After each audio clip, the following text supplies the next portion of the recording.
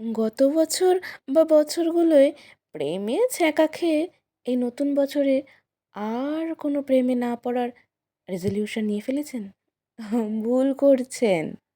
এর আগে বার তিনেক প্রেমের সম্পর্কে জড়িয়েও বিচ্ছিরিভাবে হৃদয় ভাঙার পরেও যদি সদ্য পাশের বাড়িতে বা পাশের পাড়ায় আসা কোনো ছেলে বা মেয়েকে আপনার হঠাৎ ভালো লেগে গিয়ে থাকে, তাহলে অতীতের ক্ষতকে প্যাভিলিয়নে পাঠিয়ে দিয়ে নির্দ্বিধায় সেই ভালো লাগার আবেশটাকে উপভোগ করুন।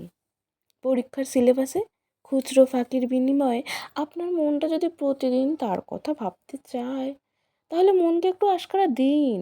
কোনো পড়ন্ত বিকেলে পাড়ার গলি কিংবা ছাদ থেকে যদি আপনার উদ্দেশ্যে তার হাত নাড়া বা কেমন আছেন ডানা মেলে উড়ে আসে, তবে আপনিও ফের একগাল বোকা বোকা হাসি ফেরত দিয়ে নতুন প্রেমের মৌসুমি আবেগের ডানা মেলে ভেসে উড়ুন ঘুড়ি হয়ে। নিঝুম রাতের একলা বিছানায় আপনার টাটকা অনুভূতিগুলোর স্বার্থে হেডফোনে বরাদ্দ রাখতেই পারেন গুটি কতক আপনার পছন্দের প্রেমের গান।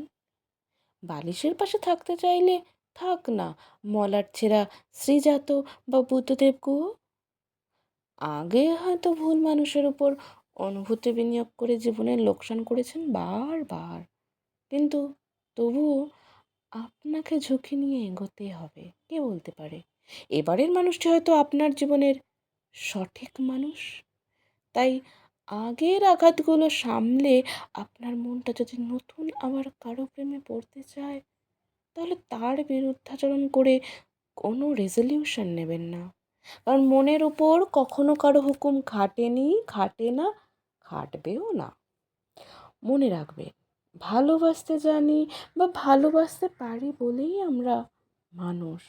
তাই প্রেম ভালোবাসার রাস্তায় যতবারই হোঁচট খাই না কেন, উঠে দাঁড়িয়ে নিজেকে নিঃস্ব করে আবার ভালোবাসতে হয়।